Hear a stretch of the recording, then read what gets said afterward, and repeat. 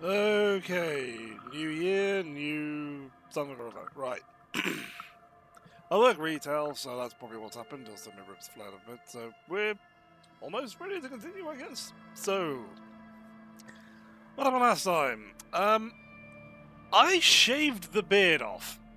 I know it's heresy. I thought it was just gonna trim it, not like completely dismantle it. So. We'll pour one out for it and continue. We've crossed the river, we've had a few poke around. I might go back to that power station. I might just go back to the yacht lady and show her our pass. I'm not sure. Let's have a think about it. Take a few moments to reconciliate where I am. I would load up and work it out and carry on, but I'd rather you see every moment. I'm joking. Right. So, yeah, I think it looks alright, but what do I know? Yes? I thought about it, yeah. Alright, so what do I want to Our tenant, the policeman. I hope the waves don't keep you up at night. yeah. So basically, we just got her house, right? So, shuttle. Oh, yes. That was the next day, wasn't it? No, that was tonight, okay. But, yeah, the Jameis Vu update has happened. I'm not sure what's added or what's been taken away, because I've been avoiding those on the plague, but we have fast travel.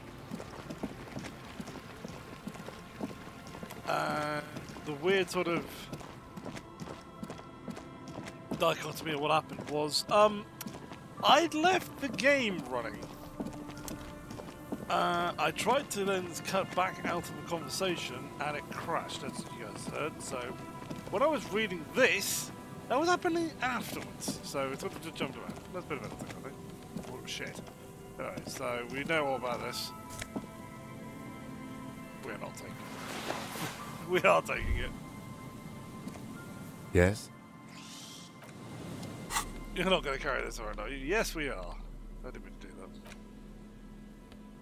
As you hold it in your hands, it makes an uncomfortable crunching sound. How the hell did this get so bad? It's a sordid, filthy tale, not for the weak. Are you sure you can stomach it? No. Some secrets are better left uncovered. Don't Sure. even try. Seriously. Sure. It occurs to you that you're not even holding the jacket itself, but rather the thick crust of jetsam and seagull shit that ensconces it. It smells like a dead sea creature, tangled in grey strands of seaweed. It must have spent quite some time in the water before the tide deposited it ashore. Nice. Why? Why did you think about it? Look at your hands. They're covered in muck. Eh. Now you're just flicking that shit everywhere. This is a disaster. You'll never get the smell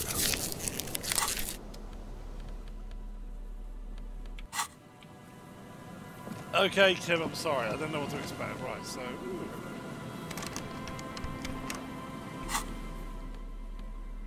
It's locked. It will not be locked for long. Yeah, then it will not be locked for long.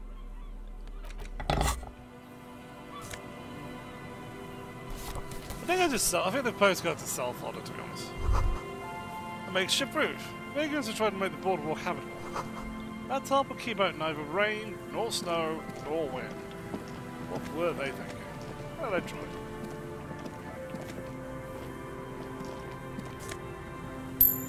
I wonder what Biggie's going to swim in. Her name's Harrier, by the way. Not Harry. Get fucked. Yeah, also. Corner-operated weighing machine. Yeah, it hasn't been used for a decade.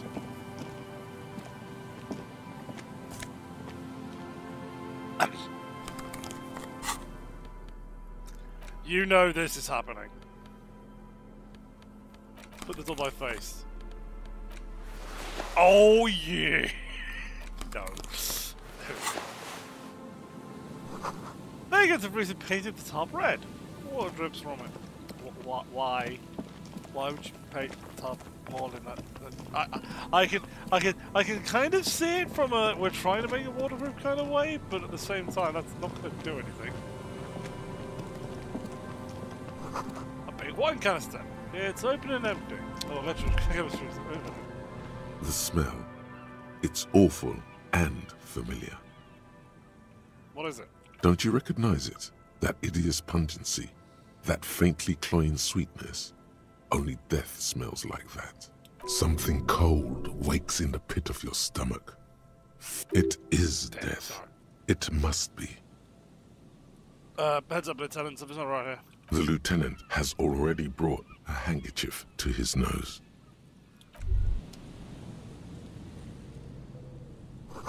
Careful there. These floorboards look rotten and weak. I'm going to put the crowbar away. I'm going to put the gloves on.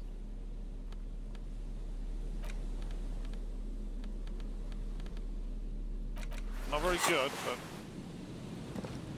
but I have a funny feeling. There's some tear, an empty cigarette package, and a crumpled kebab wrapper in the trash bin. But I have a feeling he is not a person. Tar? 2 empty bottles of Tallulah vodka and a can of black potent porter is all you find. No, there's more in there. Livis strawberry liquor, plus some Pilsner bottles too. Better not pick them up. They seem unhygienic. A tragedy.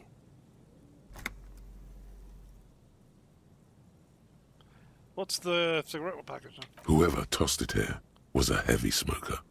The brand name reads Red Astra. Red Astra is the black market version of Astra cigarettes, known for their high tar content. Oh, lovely. What about the wrapper? You see traces of mayonnaise and ketchup on it, as well as a tomato wedge. The wrapper reads Shish Kebab Revachol. It's no older than a day or two. No mold yet. It's hard to concentrate in the smell. The sea air brings some relief. I think it's you. A man lies on the boardwalk, his limbs bent and neck turned at an unnatural angle. Right next to him is an empty bottle of spirits. In his cramped hand, a chewing gum wrapper. Oh, shit. Half of his body has slipped between the cracked boardwalk, starting with the right leg. The fall has left him broken, contorted like a sad puppet. The smell is not as bad as a 2-week-old corpse, but it's definitely heading there. Hold on. The lieutenant squats next to the corpse and examines his face. 2 bulging eyes stare back at him, void of any signs of life. Lividity is faintly pronounced. Whoever this is has been dead for 2 days. No longer. We need to investigate. He stands up and shivers as a gust of wind blows through his bomber jacket. Another dead body. This is your job. Steel yourself. Calm now. Carefully. Just another day. Just another dead body. Breathe. Let's have a look at his clothes. He's wearing mud-caked boots, beige trousers, and an old brown leather jacket with a bright blue lining. There are traces of kebab sauce on his chest. The leather jacket suits him well. It must be custom-made. Well, I found the owner of the kebab man. Without pockets. You find some sunflower seeds and a rain-soaked library card folded into 2. His jacket feels sodden and heavy under your hand. Good. We should take a look at that library card after this is done. What about him? The man has fallen through a crack in the boardwalk and hit his head against the metal bench. Coagulated blood covers his black hair. One of his feet is still dangling through the hole. A bad fall. It might have been dark outside. This place is a minefield in the dark. So look at his face. His expression is dull, like the sea behind him. Drops of water shining on his mustache. His eyes, empty and wide, look frightening in their frozen gaze. Height, 170 to 175 centimeters. Curly hair, stout build.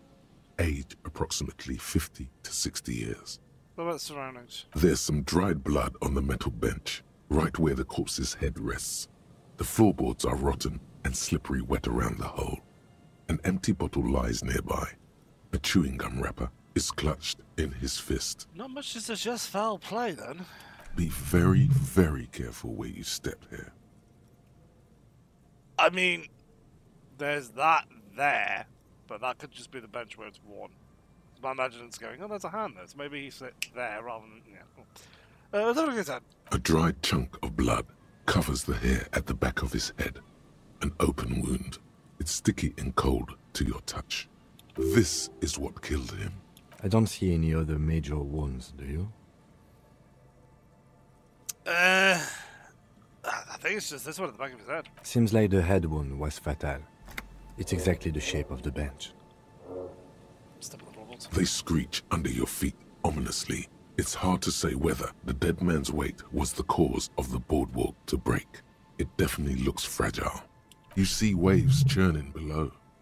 Something cracks beneath your feet.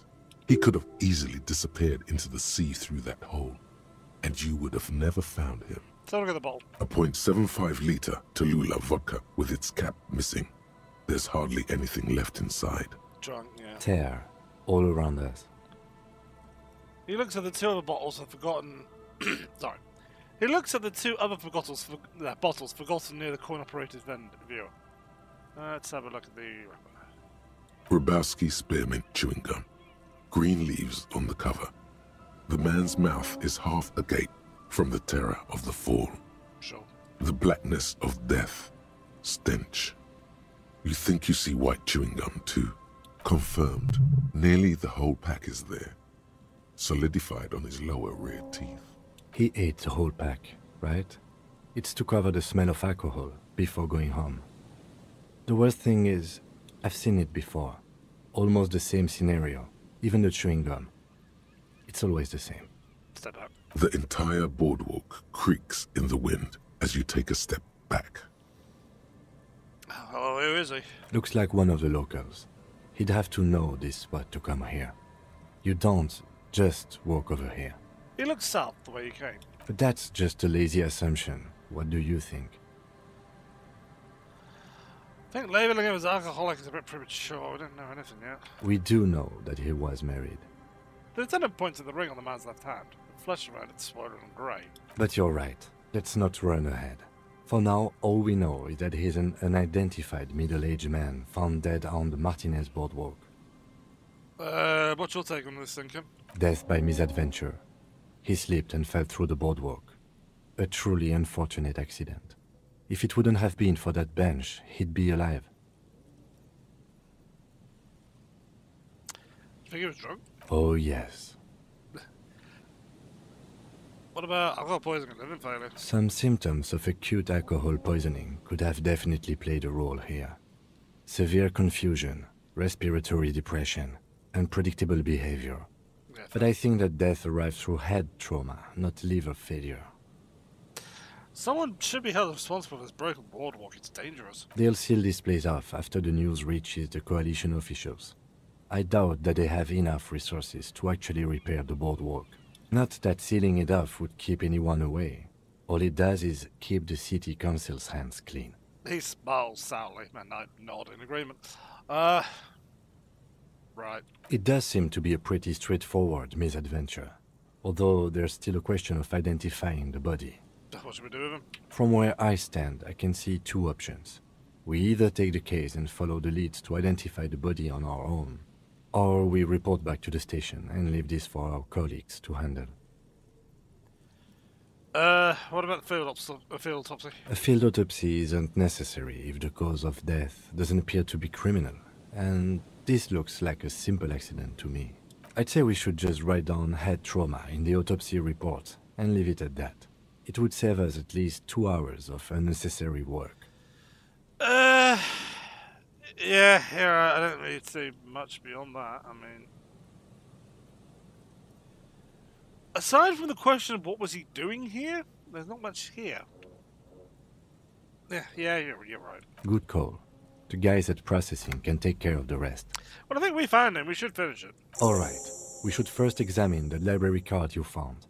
Then we can call the station from my kinema. Let them know we are taking the case. Alrighty, so disco ass blazer. Hello. It'll be by there and booyah. The library card is folded into two and still slightly wet to the touch. The front side reads, Central Jamrock Public Library card, issued to Billy Mejean, expires July 53. Billy is a unisex name. Could be the deceased, or his family member. That's okay. Whoever owns this card is an avid reader. You find a list of books written in blue pencil. Radio thriller. Stand a little less between me and the sun. The last one in the list is The Glinton Curve by M. Theobald. A library stamp indicates that the book has been returned. Most of these titles seem to be in the sci-fi genre. Oh! Some thrillers too. We got a nerd! What about the back? If lost, please return the card to the library. Dial 005 02 55 211 or visit us at Moreau Street, 78, Jamrock. Business hours, Sorry about that. 900 to 1800. Good. We should give them a call from my kinema. See if we can learn anything about Billy Mejean. Good idea. There was plenty of information here to go by. Okay, so let's have a look around the area. Let's have a look here. It's gone up a review. It's been out of order for years. So okay, head back to the convener. I really should not be running on this. Oh, no. Moonshine, probably. Smells like tasty fermentation. What? I don't know what that thought was there for a second. And the thing. No, this isn't the. But. I mean. But. No. I think there's much else here. What made me think that was the power station?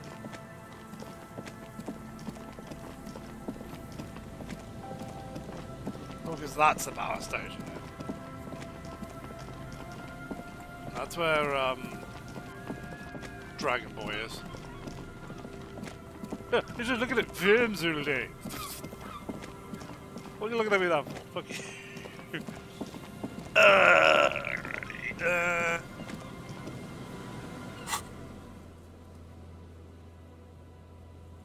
Go to the waterfront. My god, we're fast traveling. Right, okay, so we've got the... Actually, while we're here, let's do it while we're here. Inside, you see a set of steering levers, a radio microphone. This is Precinct 57. How may I assist you? Can I be to the General Public Library? Hold on, officer. Stop blowing your microphone. I've got Central Jamrock Public Library on the line, and I've already introduced you to the librarian. Connecting the call in 2, 1. Yes, this is Central Jamrock Public Library here. How can I help you, officer? It's got. Yes. Hi. I'm looking for information that you provide on Billy Mejean. No, a reader. Billy Mejean, you said? Yeah. Give me a moment, I'll have to check our database.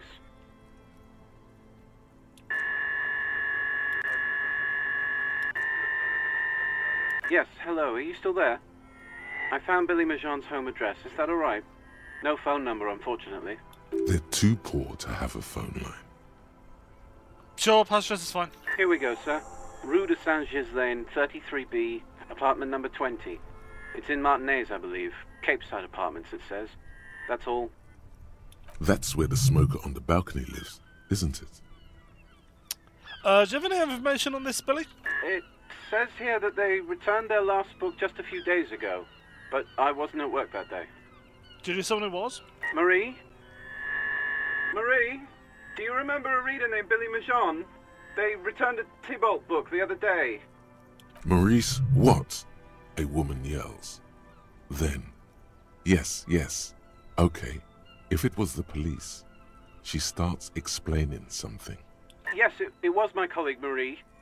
She said that it was Billy's husband who returned the book. He also asked for this new sci-fi release, Lowe's Radio City 87, but we don't have it yet. Good. You have a name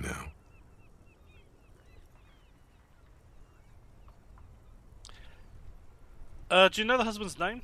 Sorry, no. Marie only knows him by sight. Can she explain him? Marie? She said it was an older man, and that she's pretty sure he'd had a drink or two the last time she saw him? Any idea of his clothes? 1 second. Sorry, Marie wasn't really paying any attention to that. So, this Billy is a woman, not a man. How did your colleague know that it was a husband? Marie knows Billy. She's been working here longer than me. Sometimes her husband returns some books for her. Thank you, that's all from me. I have no other questions. Happy we could help. Goodbye, officer.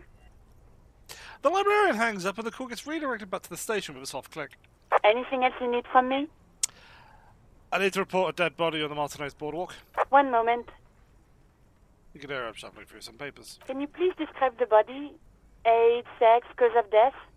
Unidentified middle-aged man, height 170 to 175 centimeters, dark hair, medium build. Currently it looks like he slipped, fell through a hole in the boardwalk and hit his head against the metal bench. We suspect he might have been inebriated when he fell.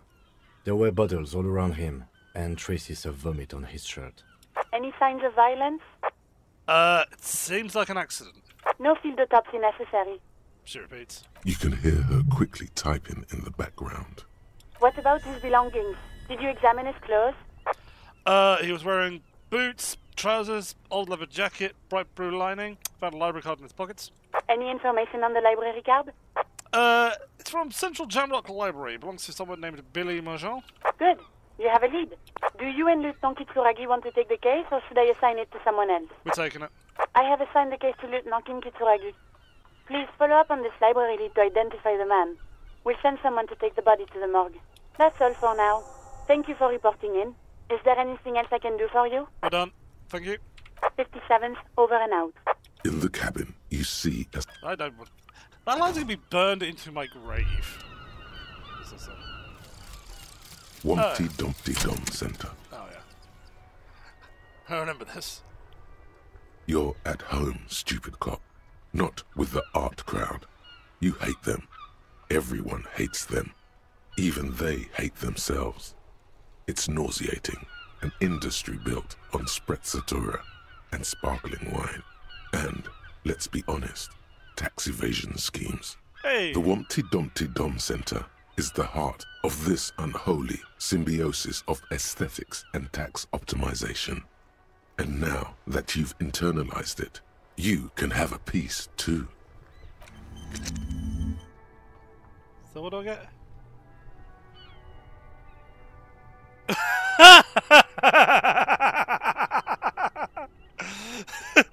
Encyclopedia of aesthetics being too real, also a potential wanker. Yes! Fuck me. God damn it. Oh, yes. Anyway.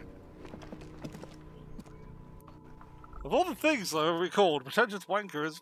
it's up there.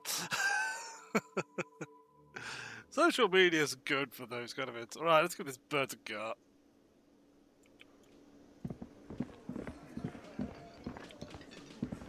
And these two fucking idiots.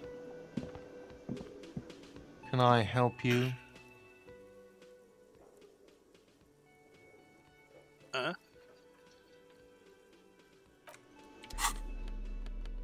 I have it, don't I?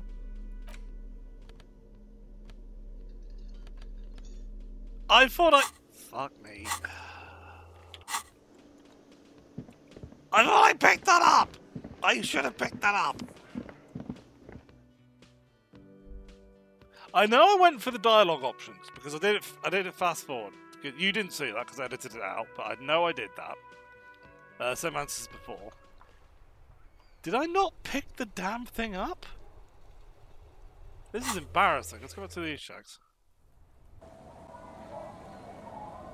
You can see this live on cast. It was here, wasn't it?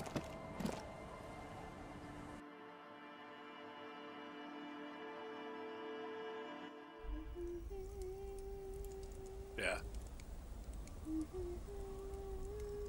Dumbass motherfucker. There we go.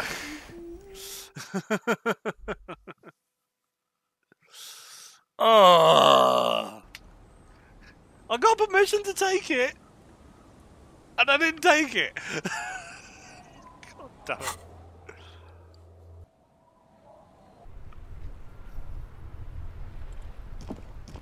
Okay, that didn't happen. I'm not editing that out either. Like, fuck me. So, just to show that there was some footage that was lost, but yeah. I reloaded the save, so nothing technically happened. I'm sure I should have just talked to him as well. There we go. Can I help you? I found a new bird for the whirling. What is this thing? I wanted to apologise for breaking the Great Skewer by bringing you this ruffled goose. Okay. Okay, well, this is actually a nice bird. A competent piece of taxidermy. I can fix it to the plaque and have a new bird in the establishment, I guess. So, I don't know. Thank you. I'm gonna go with thank you. I feel good about our work here today. It's all about the little things, like bringing people random stuffed animals. It's not actually about that, but he liked it. But my bill for tonight. Got the 20 real? Not yet. Then why are you wasting... Can I tell him I've got a special spot? I don't know. Probably some analysis, alright. Again? I can't believe this shit. It's about the hangman again. Okay, why not? Let's do the old thing. So, do you know who hanged? I don't know. Oh my god, there's more. Yes? What is it? You with him? Of course I'm with him. Why do you ask? He's an asshole. You're an asshole. You know what? Maybe we're both assholes. Please, let's not turn this into another exchange, okay? Police, right? Cool, so am I. I don't know what to say. Don't say anything, Judith. What are you doing here? I'm just looking out for... No one. I'm just a man with sunglasses. And you are? A policewoman. Yes, a policewoman who just wants to do her job. That's all. Something about the man with sunglasses and you, the energy between you two, is making her uncomfortable. You have a blue uniform, mine's black. What's that mean? It means I'm a patrol officer, sir. What was with that, sir? Why? Well, I guess I... Cut the shit. Every second you stand here running your mouth, the case grows colder. Okay. So they're working a case. I don't think they're working our case. Let's take the gloves off.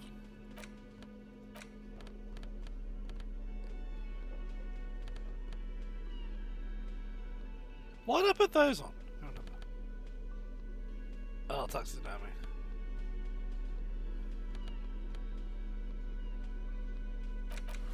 Oh god, no.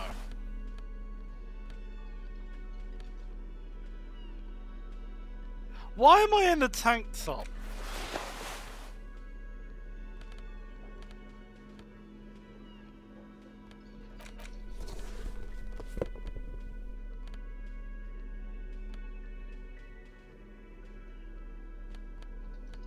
I need to find me some proper gloves.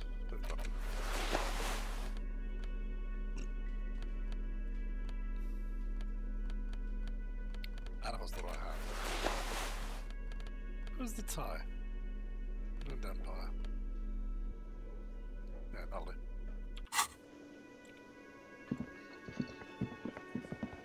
Right. Oh yeah. Oh, hello, dear. There you are again.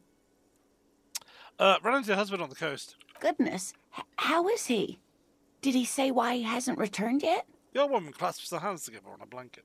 He's fine, ma'am. As we had suspected, he couldn't get back earlier because the water lock on the canal was broken. Now he's just finishing up some work. Oh, yes. That's my Morel. He's bound to catch a cold staying out there for so long. But I am so relieved to hear that he's okay. Thank you for putting an old woman's heart at ease. If You haven't, however. There are dangers out there. Our aging body's foul. Her heart won't rest until Morel is safely back with her. You never told me you'd seen the Phasmid. Oh, you don't want to hear about some old woman's ramblings. Hit me. Reflexively, the lieutenant read his familiar notebook. Well, it was summer. I was building a racing track out of sand on the beach near a tall stand of reeds. Quite a tall one. Many times my height, I remember. when all of a sudden... Hang on. Where was this and how old were you? I'm getting ahead of myself. I was 5.5 in Betancourt in the suburbs. My grandmother had a summer home there. She's just seen a normal fucking butterfly and gone, woo! Hasn't she? Betancourt got bombed in the war. It used to be quite near, circa 20 kilometers from here. What happened? The strangest moment of my life. I looked up and one of the reeds moved. Not like a plant, but like a living thing. It stood up and looked at me. Its body unfolded like some antique toy. I've never seen anything like it. Yeah, she's just a regular ass insect. I didn't know this can happen, so I reached my arm and touched the thing. It felt just like a stalk of reed, but it moved, swaying, towering above me. After a while, 20 seconds, a minute maybe, it left, went into the reeds. Did you follow it? I tried, but I was only a child. There was mud and high water. I couldn't see it anymore. I was just standing there knee-deep in mud, looking around me. Then what? I ran back home to my grandmother and asked her if reeds could walk, and told her they were looking at me. Of course, she just laughed at me, but I knew what I'd seen.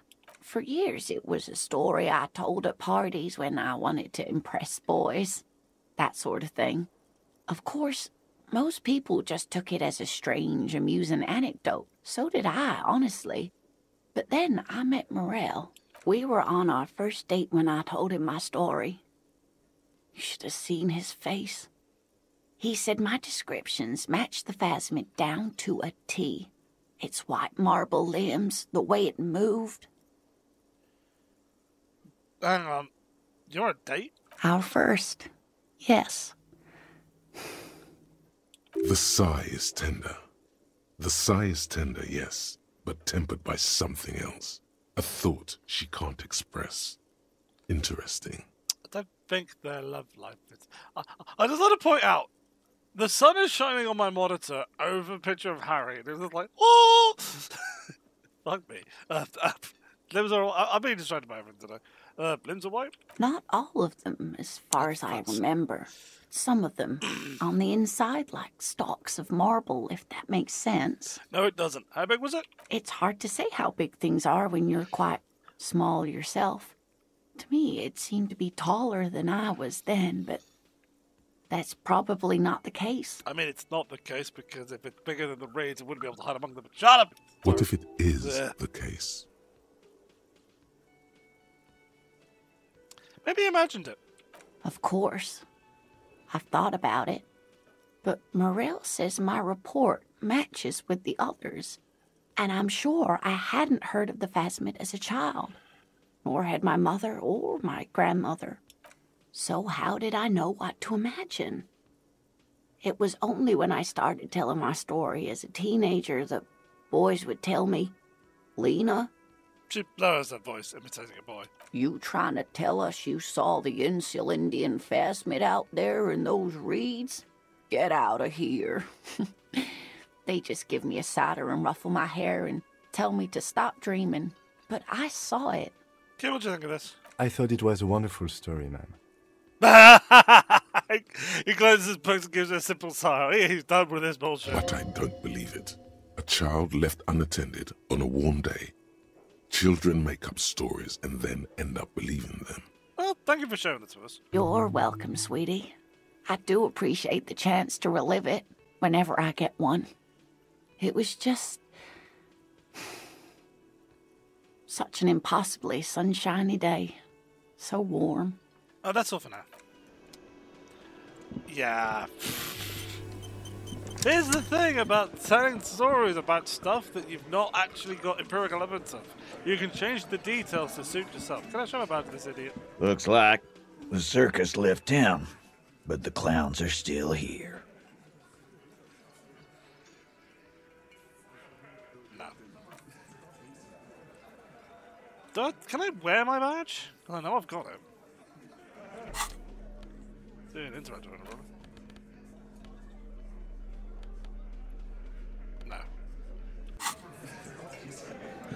Right. This is what I studied for. I apologize for the accent.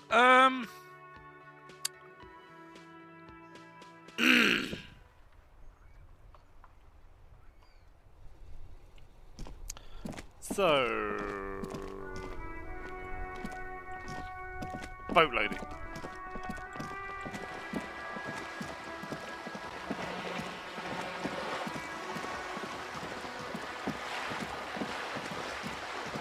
So we worked out why that thing was situational place, because he's died on day 3.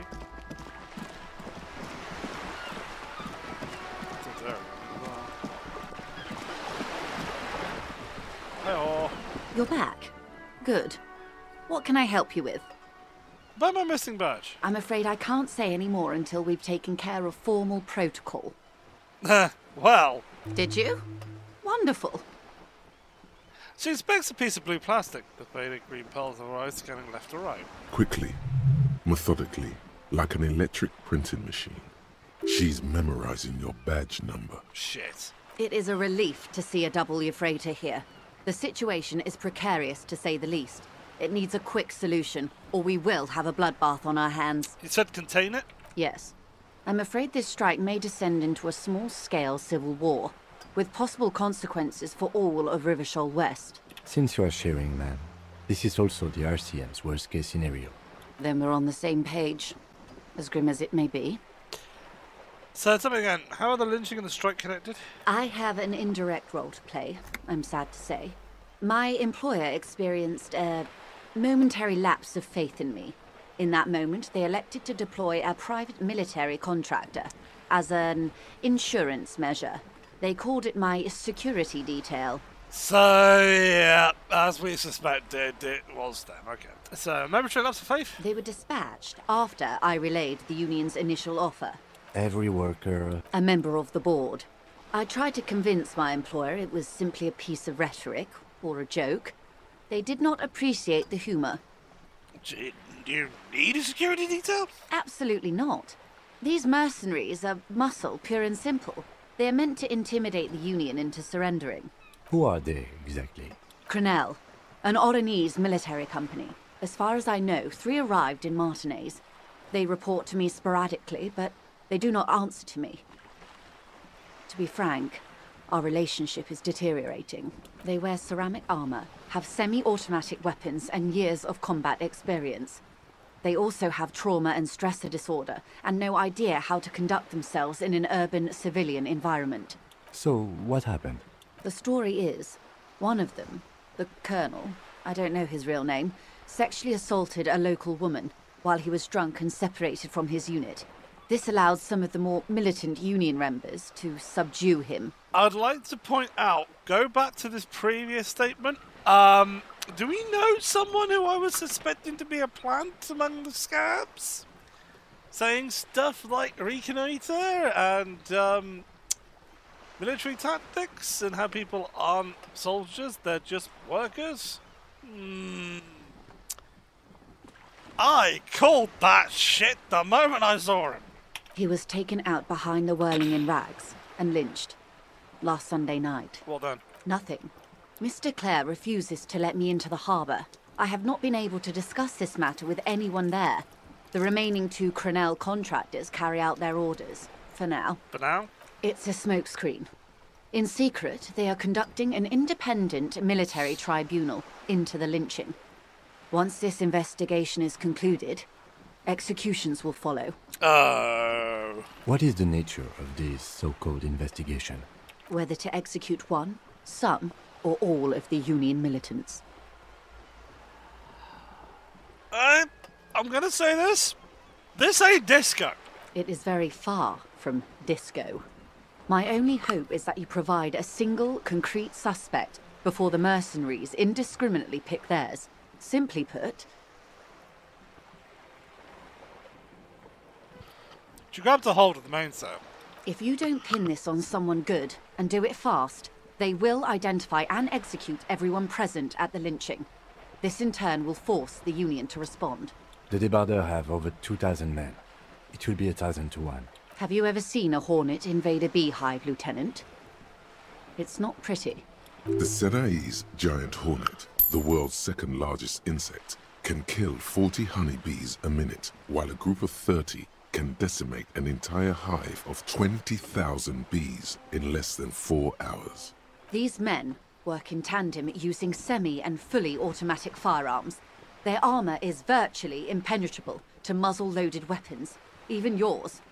Most Union workers don't have guns at all. The muzzle loaders need to be reloaded after every 1 or 2 shots. The automatics every 1 or 2 minutes. As I said, a bloodbath.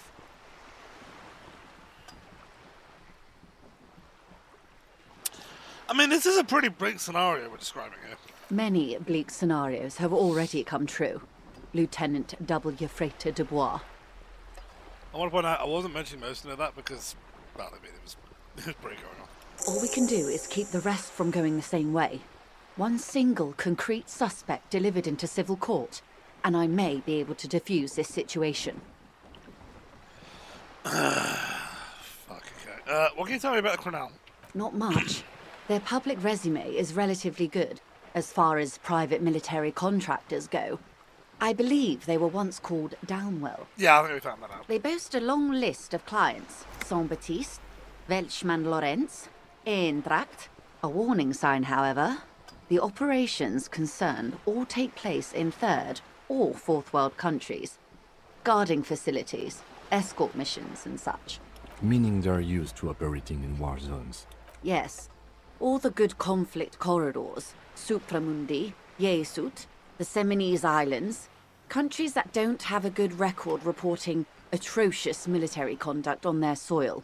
Okay. Anything else you got on? Sadly, no. Before this happened, I had little interest in them. Now that I do, I don't have the resources. If you still have access to the ICP's database, you could run a better background check than I ever could. It may take some time, though. Do you know a lot about the inner workings of the RCM and the ICP, man? In my line of work, it pays to do your research. I was prepared to deal with the RCM. I did not think I'd be dealing with a group like Crenel. Could you contract the company? Tell them to back off? I have. And they will. However, these orders take time to reach what is basically a rogue unit out in the field here. Until they do, it's all on us. She's being truthful. She is pressing them as hard as she can. You said the deceased assaulted a woman? Or he didn't. This is information passed on to me from some teenagers loitering around the canal. I cannot testify by it. Who did the passing on then? The remaining contractors. Their tribunal. It's what they believe. So, what do these teenagers say? That the man was killed because he assaulted a local woman. I've asked around a bit. This seems to be the accepted story around Martinez. The lieutenant consults his notebook, his eyebrows knitted in concentration. Odd. We haven't heard any reports about an assault in connection with the lynching. Where did it take place? And when? Yes, we have, Kim. Tyler's told us. Last Sunday night, at the Whirling in Rags, the hostel by the gates.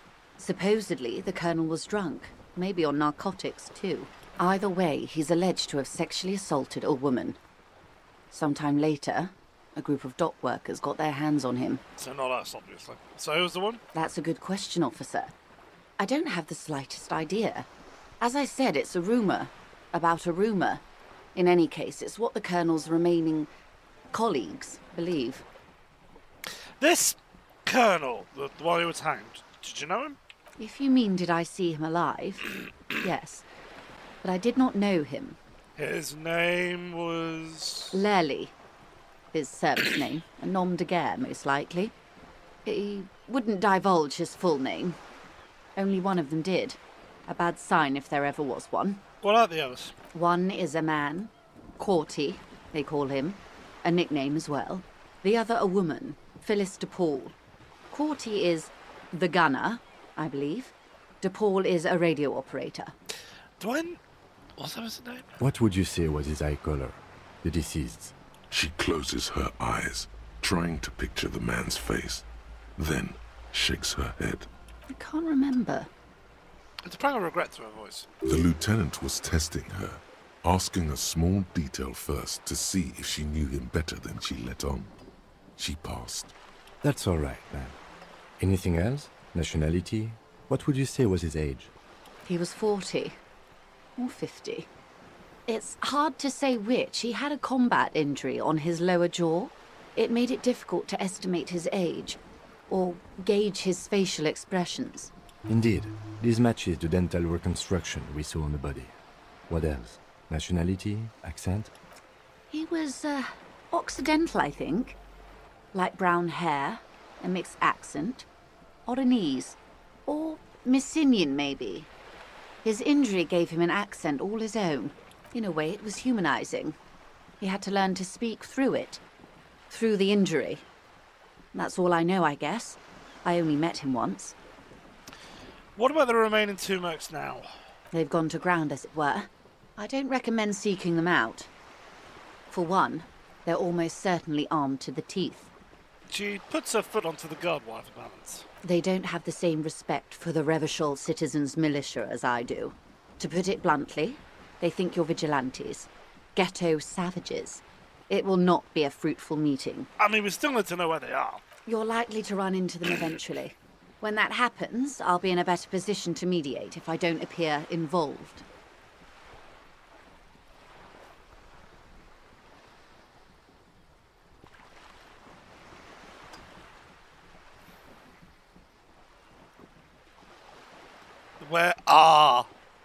Where are these mercenaries? One is obviously the scab leader at the harbour gates. The one chanting the idiotic slogans. He's barely maintaining his disguise. Well, one must be the goon in ill-fitting work close by the harbour gates, the scab leader. That may be so. I still hope you heed my advice. There's no need to kick the hornet's nest. For all your talk of averting this catastrophe, the situation at the gate is a powder keg. Does this not bother you? Of course it bothers me, Lieutenant. But my hands are tied. How would my employer react if it appeared I were intervening on behalf of the Union? Your concern may be appearances. Ours is keeping the peace. I have a question for you. I hope I can answer it better. How much time do we have? Until the executions start. Truthfully, I don't know. It depends on their progress identifying the members of the lynch mob, and their impatience. They don't report their progress to you? Not on this matter. I'm afraid they consider this a personal initiative. There's a brief silence. Seagulls squawk over the bay. It's a matter of days, not weeks. That's enough for now. I am sorry to have been the bearer of bad news. If there is anything else I can help you with, please ask. Now can you tell me about these tattoos? Of course. Excuse my hesitation before. She reaches over the guardrail and takes the photo in her hand. For about half a minute, in silence, she wears fingerless gloves. Her fingernails are cut short and fractured, like those of a working woman. It was taken with a trigette not long ago. This is the man's upper body. There were no more markings on his hands or legs. Well, keep quiet. Her mouth is relaxed. The accordion lines near her mouth vanish.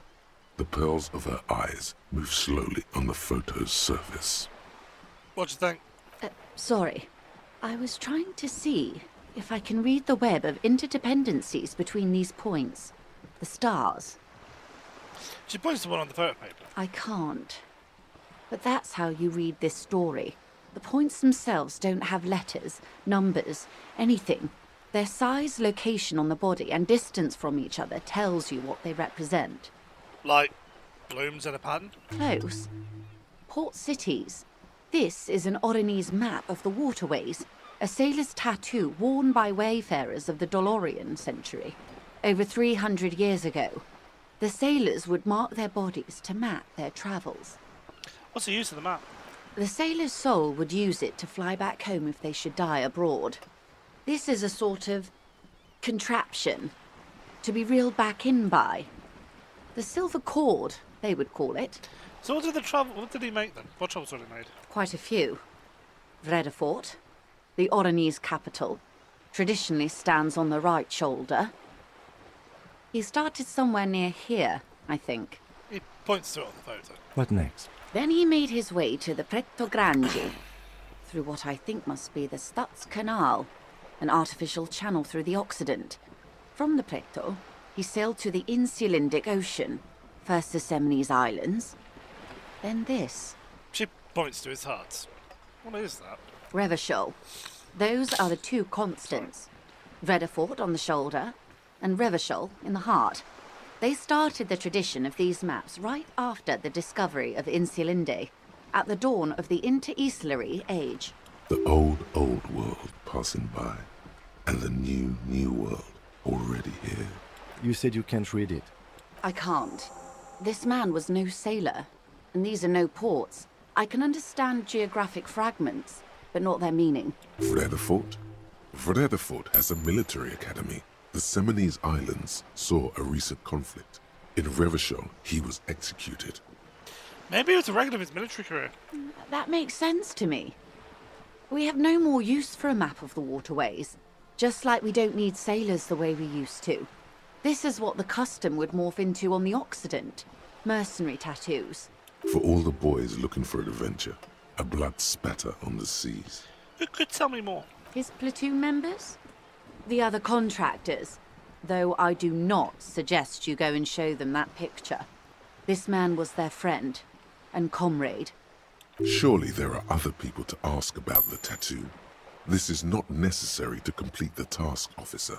It's a dangerous side task. Search elsewhere. Yeah, I mean, it could be very, very personal. It could be more than just armed conflicts. It could be where he's lost friends, where he's lost in general, that kind of thing. So, yeah, probably not something to directly attack his friends with. That's both me in character and talking to you guys, so we'll leave off the schedule. I am relieved you think so. I don't think deciphering that tattoo should come before public security. Well, that's all about that. Thanks for your help. Is there anything else I can help you with? More lessons in basic reality? My favourite part of the day. Go ahead, ask me anything.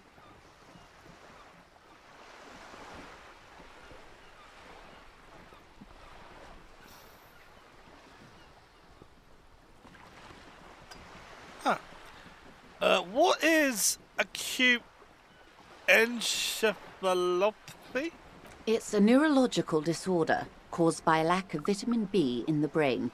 Symptoms include a retrograde amnesia. It's quite serious. You should get yourself checked out. What causes it? Well, it's either bariatric surgery or long-term alcohol use. It is most definitely from the drinking. She nods slowly. Fuck you.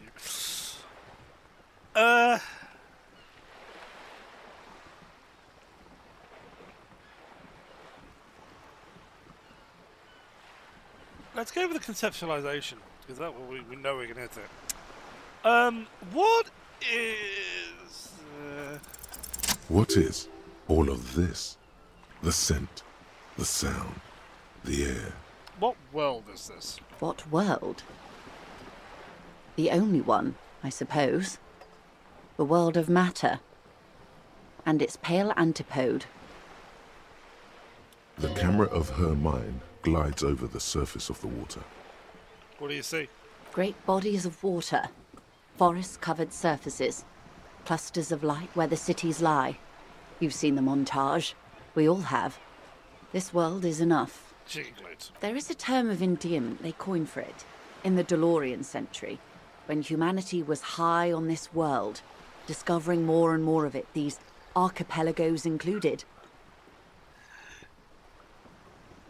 I'm not guessing. What is it? Elysium. Yeah, there we go. Roll credits. Elysium. Well, needs a turn of endearment. It does. There are those who would call it hell. And what would you suppose hell is? A term of hatred that originates, like many such things, with the Mesk petro-fascists. Don't think I got quite of a whole picture yet. Oh, you want a picture of the world? There is no complete set yet, dear. They're having some trouble reaching orbit. How come? Great things are difficult to achieve. For now, we're viewing the world from the inside, sideways. Inside, sideways. What shape is this world then? We used to think it was a sphere, but that is beginning to look less and less likely by the day. You wouldn't know it from the tabloids, but the ORG nations have been launching weather balloons into the lower ionosphere since the 30s. ORG, Occident Revichol-Grad. There's a steadily increasing trickle of images. Between the big three scientific contributors, they're piecing together a dark grey corona. A what now? Yes. Pale covers 72% of the surface. There are grey flares and prominences, even arcs above entire isolas. The images are blurry, but if there was a sphere in there, it certainly looks like it fractured a long time ago. Whoa, wait a minute. Are they saying they broke the world? Jesus Christ. A cold fear seeps into you. Hang on. What the hell are you trying to tell me? You seem to be spooked. Please don't be. My voice becomes homely. God. Chill, it's a moment pass. Pale. What do you mean, corona? They say there is a rarefied envelope of matter surrounding the darkened disk of our planet. That is, if we are still living on a planet. Or, to speak more plainly, imagine vast swathes of land disrupted by nothingness. I am sorry, dear. It must sound quite terrifying through the acute encephalopathy. I was close. Even scientific positivism isn't entirely convinced about what we're dealing with here. But this is one of the greatest questions of our time. Maybe when they get the complete set together, it will jolt us out of our rut, bring us together, however naive it may sound. Fractured corona doesn't feel like it's going to bring anyone together. You have misimagined it. I don't have the power to convey to you the effect and geometry of the images that depict our world from below low orbit. It's like the crowning of the world. It's insane. Very disco. You'd love it. Doesn't sound like any kind of disco I'd like to go to. But you already have. And you're doing just fine, despite the rubble. Suddenly, you're conscious of yourself standing there, on whatever this all is. Your arms hang down by your sides. The lieutenant observes you both, silently. He adjusts his glasses. He said pale. What is pale? The pale is not, technically speaking, part of reality. Yes. Also, I think we've had enough excitement for today. We do have a case to attend to. Of course, Lieutenant. Let's try something else.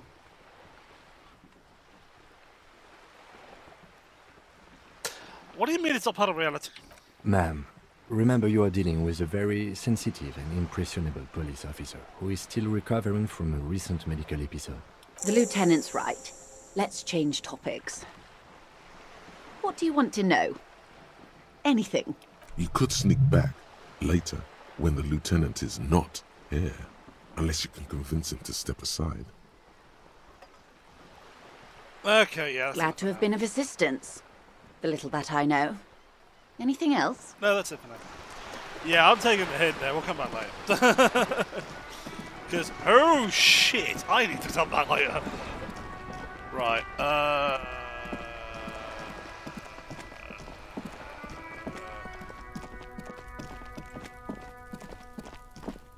Hello, right, on my fucking... No, let's go. Apartment 20, wasn't it? Yeah.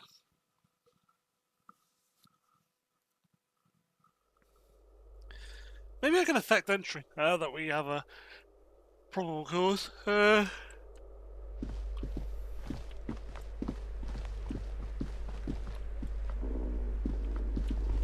you fart to me. Fuck me.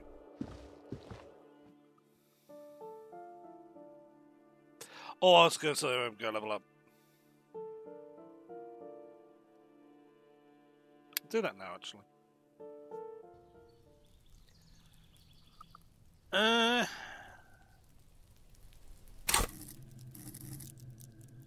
2 points.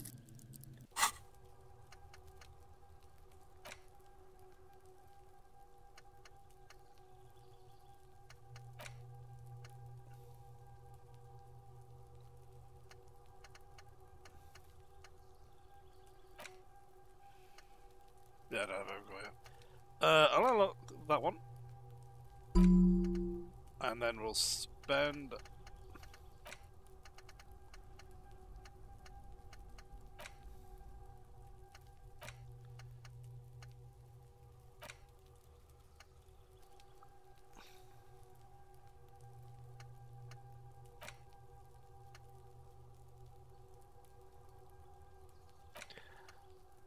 Let's go with...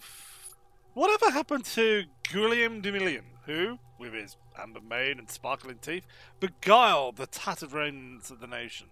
While you suffered and suffered, did he dematerialize in a cloud of cocaine dust, or did he just simply stand in the corner and bud into the slithering new lines of some startling revolutionary 20 years ago? Sparrow fought for his great ass too. Or wait, maybe he became a police officer in Rivershore West?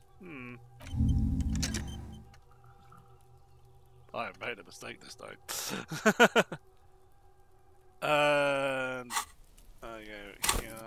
let's chuck a point. That noise in the background.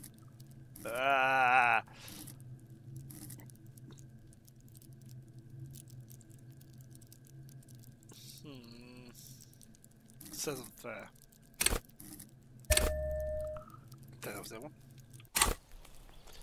Right, so it was up here. That one. This door is made of metal and a... That's one out.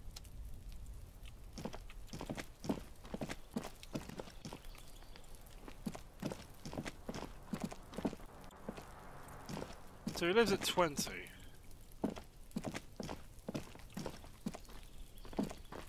A weathered brown door. The number reads 20. Something smells good. Soup allons, yo. The lieutenant motions to you to go ahead and knock. Hang on, should we discuss this before we move on? What do we expect? You're right. Let's talk this through. He looks at the apartment door and lowers his voice a bit. You hear light footsteps passing by the door and some folk music playing on the radio. We have our first preliminary identification. In all likelihood, the deceased is the husband of Billy Méjean. We need to confirm this, as well as deliver the death notification to Billy herself. Now, delivering a death notification is never an easy task. There's a reason why it's often called the most stressful part of our job. This is why it's usually done in pairs. You got this. I'll be monitoring reactions, ready to act if necessary. Do you have any advice on how to tell her he's... dead? Just don't say that you know how they feel. You don't. Alright. Let's kick this shit off. The lieutenant motions towards the door. Hello? Who is it? A voice calls on the other side of the door. And someone turns down the radio. Is this Billy Méjean's home? This is the police. Please open the door. The police? A moment, please. Give us a moment. You hear her shuffling inside. Tidying up. Nervously. Come in. The door is open. We are quitting after this one. Well, we're going to save, obviously. Look, end of run. Woof. Anyway. Stand by this you can. Meme. Oh boy. Don't run, okay? Take it slow when reporting an apartment. Be respectful. An empty pack of Stiro red cigarettes hides under the table. Bed. Same bag of cigarettes you found next to the deceased. Just try to hide the evidence. It's you from the bookstand. She just looks at you for a moment without knowing what to do. I don't think I introduced myself properly. I'm Billy. Would you like something to drink? She looks around the kitchen. Tea? Lemonade? We're out of coffee. The lieutenant has taken off his foggy glasses and is busy cleaning them in his handkerchief for now. You're on your own here. Condensation from stepping inside. Thank you. I'm okay. Is this about Victor, my husband? Is he in some kind of trouble again? I can come pick him up in the station if that's what. She stops. Her eyes trying to read answers from your face. No. This is something much worse. Is he in the hospital? How bad is it? How about some small talk before you break the news?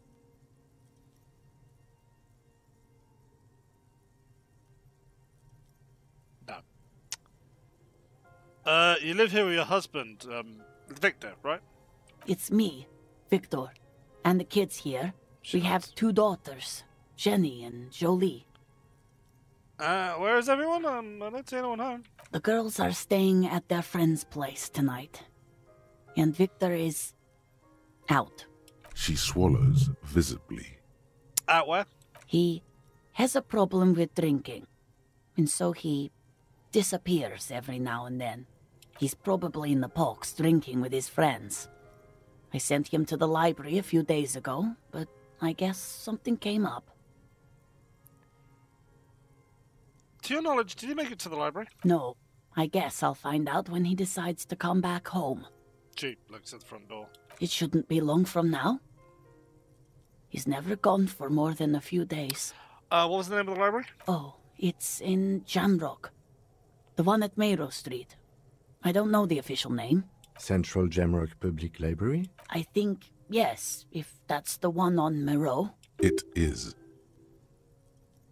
What was he supposed to do in the library? Just to return a book of mine. Why? Why all those questions, Detective? Did he... Was it the Glinton Club by Tybalt? Yes.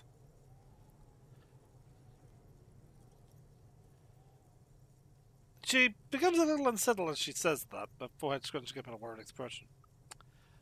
Do you remember what he was wearing when you last saw him? His old leather jacket. Can you describe it? It's just your average brown leather jacket, but he bought it as a teenager, so... No distinctive features? No, well, the lining is hand-sewn. It's blue. I tried to make the thing more weatherproof since he's running around with it in the middle of winter. There's something else I have to tell you. She folds her hands across her chest.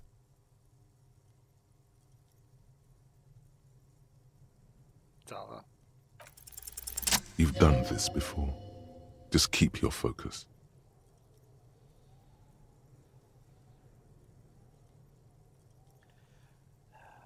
Ma'am, I'm very sorry to say this, but your husband, Victor, was found dead on the Martinez boardwalk. What did you say? Your husband, Victor Majon, is dead, and I'm very sorry for your loss, ma'am. Oh. She touches her neck, eyes pale like pearls in seawater. Oh. But he was just... She looks at the kitchen table. 2 cigarettes are still, 2 cigarette butts are still in the tray. But he was just here. Alive. We understand this comes as a huge shock. I want you to know that me and my partner are here for you if you have any questions. Take your time, ma'am. What happened to him? She turns to you. Her neck and cheeks are covered with red blotches.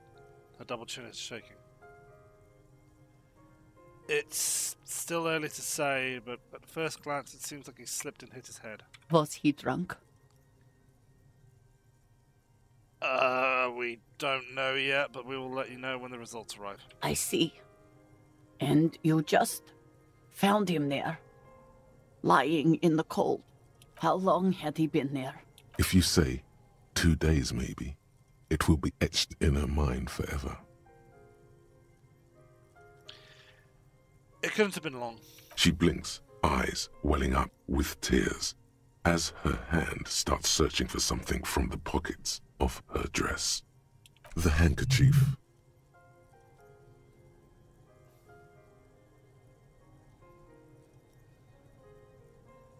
A small, terrified smile quivers on her face as she takes the handkerchief and wipes away the tears. She looks disoriented. Is there anyone we could call for you?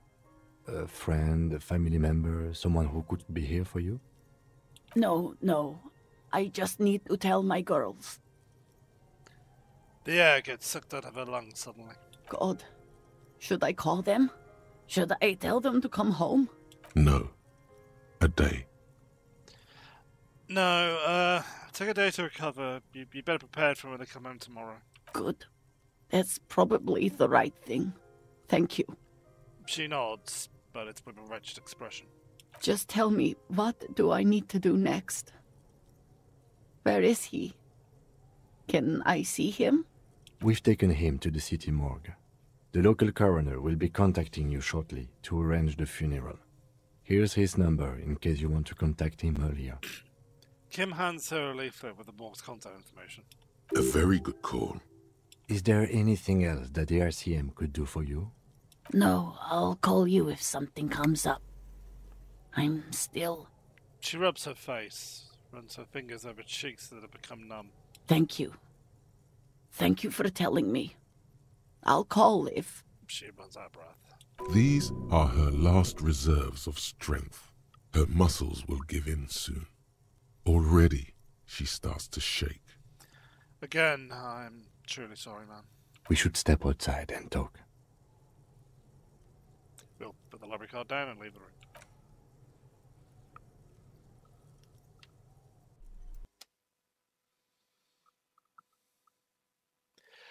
Whew.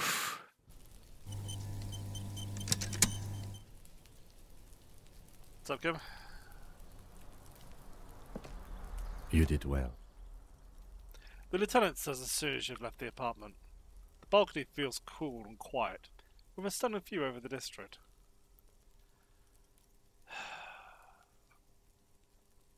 What now? I'll call the station when we're finished with the day, and let them know the name of the deceased. That's it? That's it. We should get back to our case now that our duty here is done. What about Billy and the kids? They'll manage. Guess it's close then. Let's go.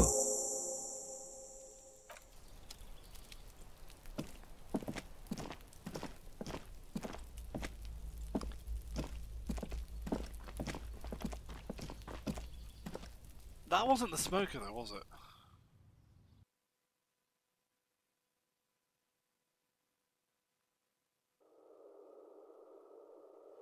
I don't think it was. I'll have to look back, but I'm pretty certain he didn't have facial hair.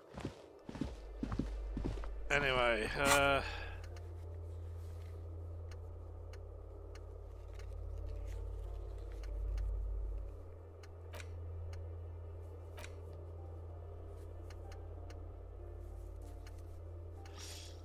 yeah, I'm going to save it there. So we can take a break for that, because that was some heavy. So, maybe we'll be recording another one tomorrow. I'll probably be uploading this at some point, but, yeah, so, yeah, I got a little, goosebumpy at the end there, but we shall carry on later. Still enjoying this, still finding it a bit difficult at times to, because just sitting down and listening to people exposit towards you, but that was interesting. Also mildly terrifying. But yeah, very, very good game. So we are definitely coming back to this. So adieu for now. That was Spanish, I think, or French, whatever.